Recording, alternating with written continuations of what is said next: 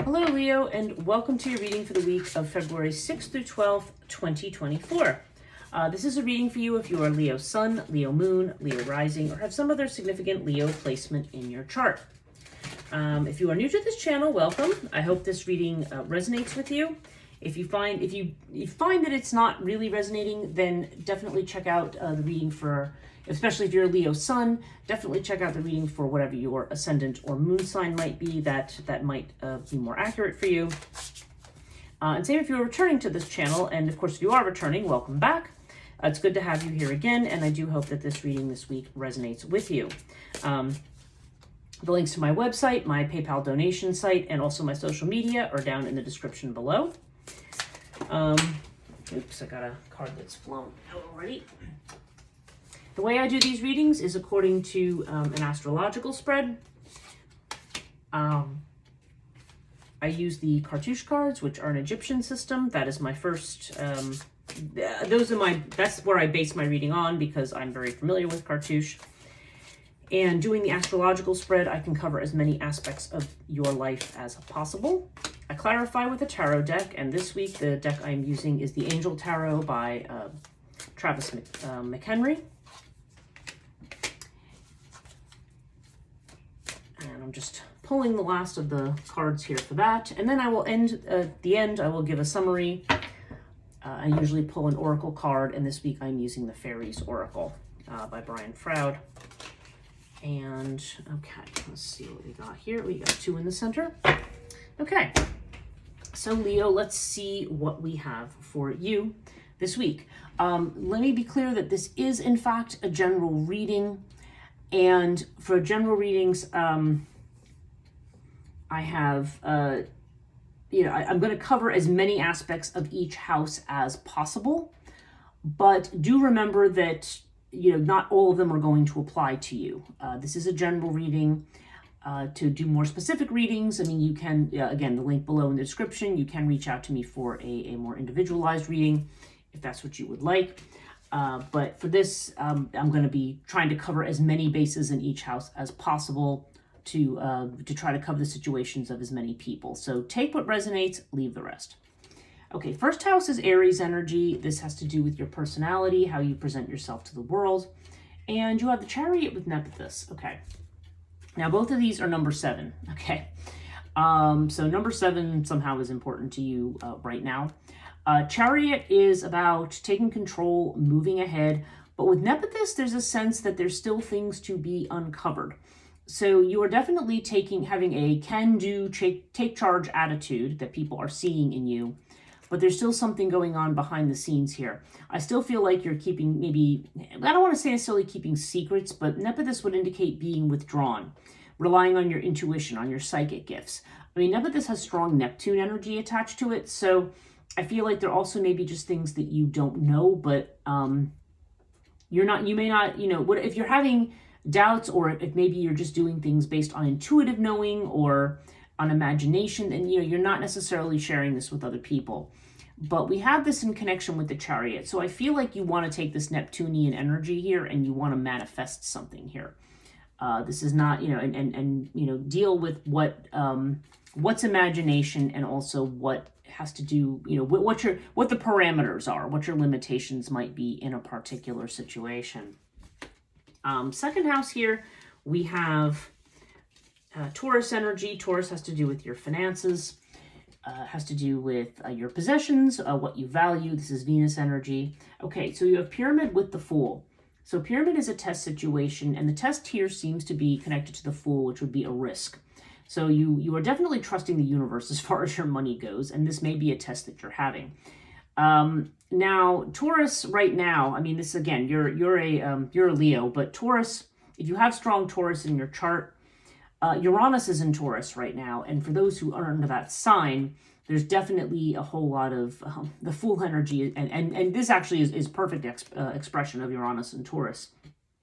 It's because it would have to do with this idea that slow plotting plan. I have the 5-year plan, I have the 1-year plan, the 6-month plan, like all that kind of gets thrown out the window.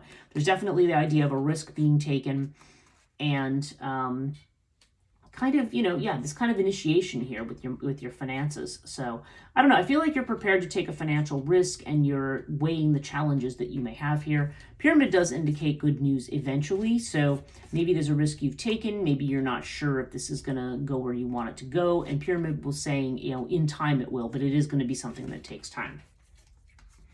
Okay. Third house is Gemini, and this has to do with communication, messages of all kinds. If you're in your own business, it's the house of self-effort. It's about short-term travel, technology, anything related to Mercury, really. Sibling relationships, brother-sister relationships, and also self-effort. So if you're in your own business, that would also pertain to this house. Now we have the Six of Cups with air. So there could be communications here from somebody from your past. Six of Cups definitely has a past vibe. It can be a childhood vibe. It can be a past life vibe. Take it as it makes sense. Or it could just be a situation that's coming around again. That's almost like a Mercury retrograde type energy. Now, Mercury is not retrograde, by the way. But there is that sense of some returning and reevaluating something here.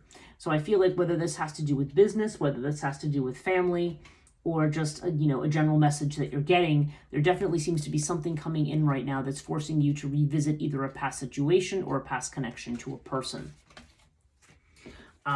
Fourth house, this is Cancer energy. This has to do with your home, your environment, your family, your sense of security, and potentially with your mother as well. Okay, so we have the twins with the Three of Swords. So when these things come together, this seems to be like a partnership or a connection that is severed in some way.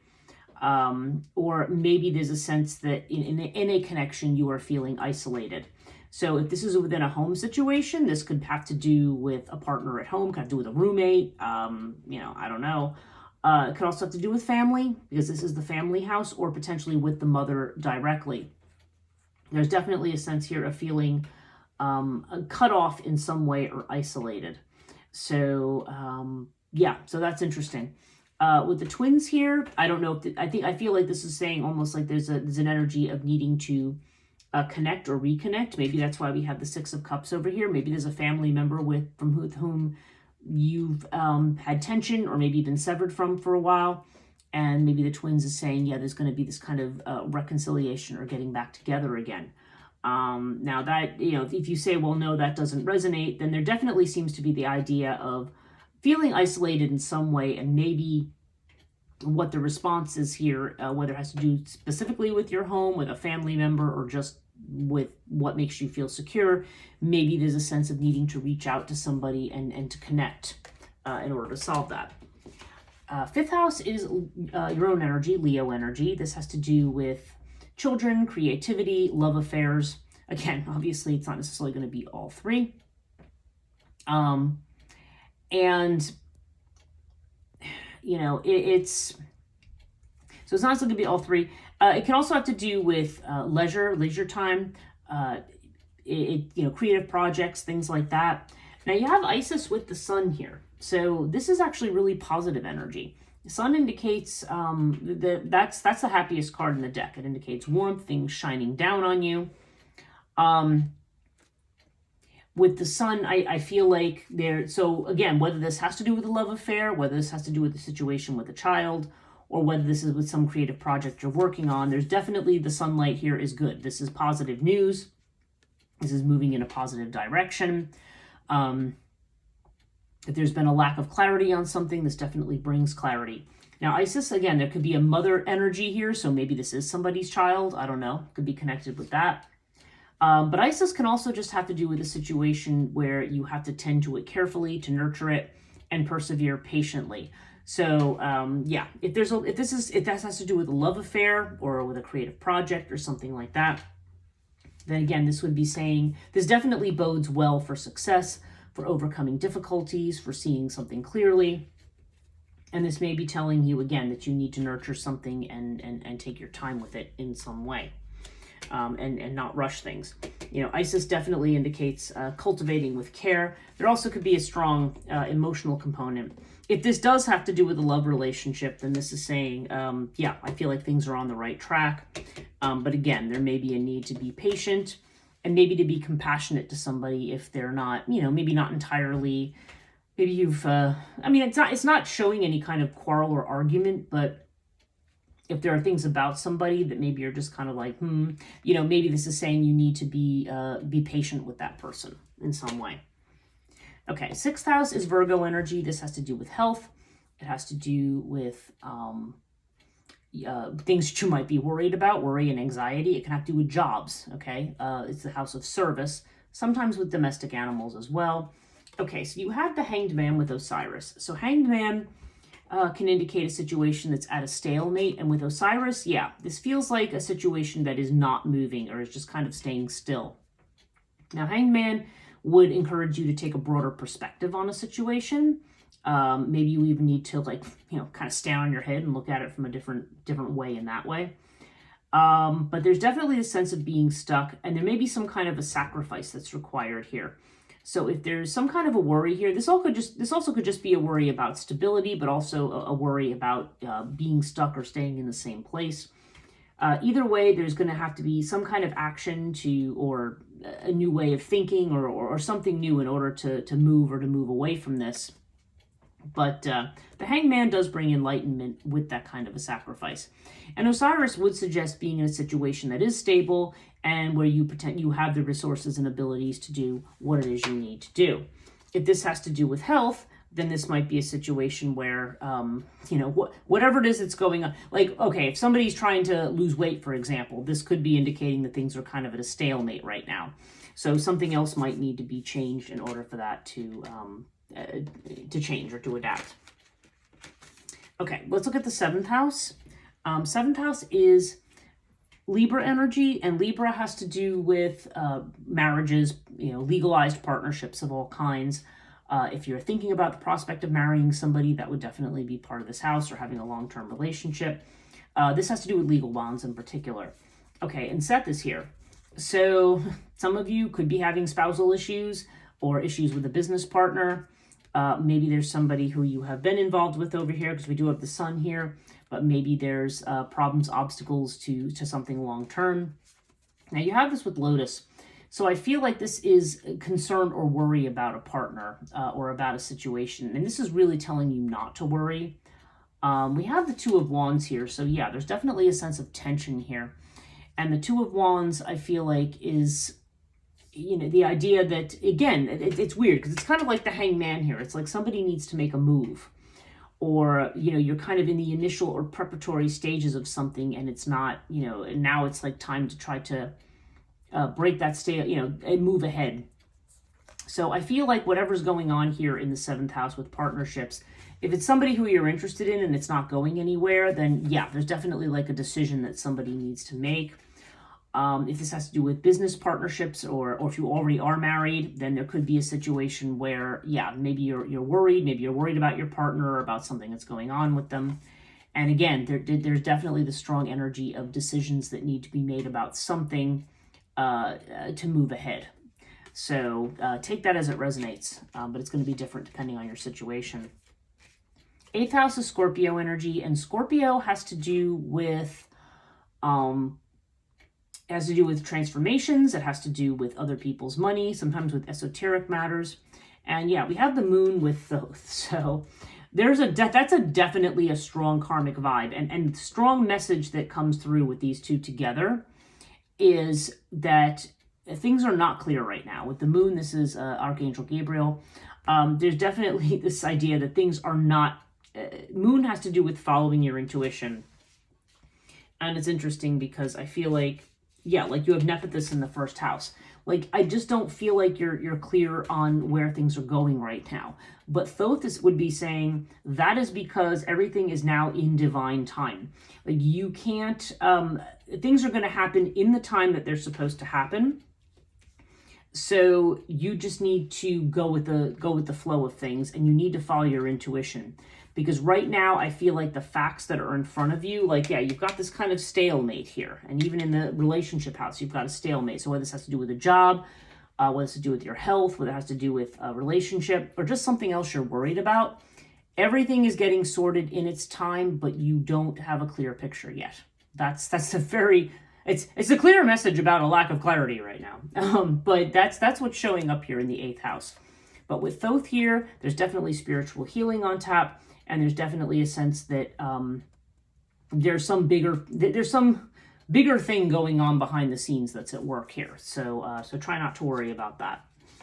Okay, so 9th house is Sagittarius energy. This is expansion. This is travel, higher ed, educational institutions, religious institutions, anything that has to do with expanding your knowledge. Okay, so you have the Lovers with the Crook and Flail.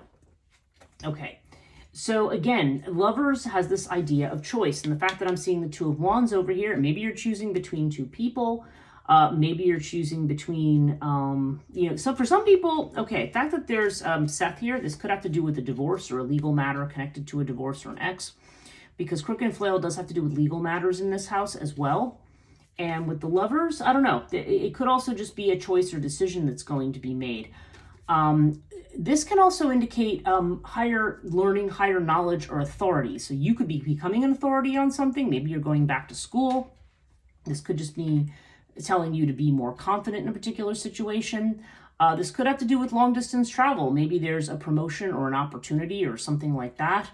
But you have this with the Lovers. So the Lovers could indicate a relationship, either through an educational institution or someplace at a distance. But Lovers can also indicate choices that have to be made. So take it as it resonates here, because this either has to do with a partner or a former partner, or it has to do with some kind of decision to be made in the area of like either education, higher ed, travel, or just something that has to do with the expansion of something. Or again, this is the house of legal matters. So this could be a legal situation between you and somebody else that needs to be resolved. Also with Lotus over here, I just feel like whatever it is, if there's a decision that's needed to be made that's connected to this that is that has been troubling or that's been causing tension, then I do feel like this is going to be resolved in a fair and correct way. Like there's a strong justice vibe to this card. So so this could have to do with another person, and this could have to do with the decision as well. So take that as it resonates. 10th house is Capricorn energy. This has to do with, which is Saturn. This has to do with your fame, your reputation, your career, potentially with the father. Okay, and you have the Three of Wands with Ta. Now, Ta is strong masculine energy. So this is about building something. And with the Three of Wands, yeah, in your career area, you are putting things out and waiting for things to come back. And it's interesting because you have this Hangman vibe over here in the 6th house, which is another house relating to your job or your work. But Ta is the Capricorn card in the Capricorn house. So that's very exalted. And that suggests to me that, you are working hard at something and that the effort that you're putting in is going to yield some kind of a fruit. You still, again, I'm feeling this sense of decisions that may need to be made. Maybe there's relationship factors that are coming in, but the Three of Wands can also indicate a collaboration with somebody. Now, it's interesting because you have this in the 10th house, which is across from the 4th house. Now, you've got the Three of Swords down in the 4th house, and you've got the Three of Wands in the 10th. So in the father house, you have the Three of Wands. In the mother house, you have the Three of Swords.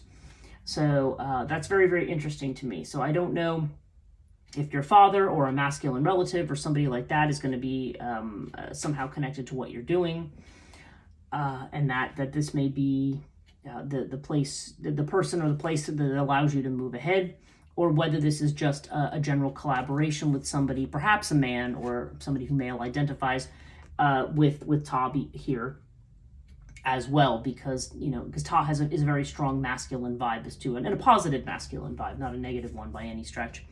So so it does seem like you are building a foundation and you are reaching out and expanding your horizons here in terms of your career. 11th house is Aquarius energy. This has to do with friendships, with social networks, with your goals. And you have the Ten of Pentacles with Sphinx. Wow. Okay.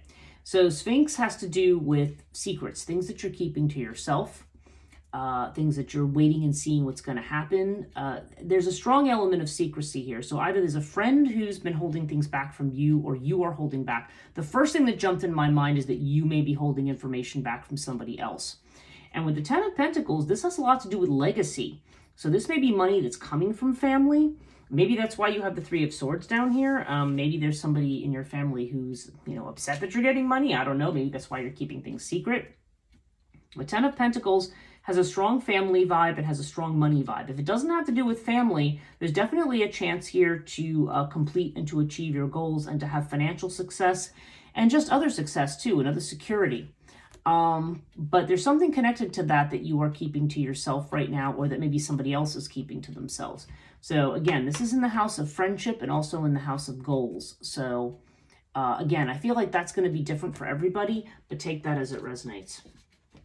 And finally, we have the 12th house. This is the house of what's repressed, what's hidden, what maybe is in the imagination. And typically I see this as a house of what you're afraid of, like what, the things that maybe you're, the first house is what you're showing to people, so this is this kind of go-getter energy, but there's also something held back. And it's interesting. Yeah, that's why I feel like the Sphinx is you, because I feel like you're holding something back from people. There's some good stuff brewing here.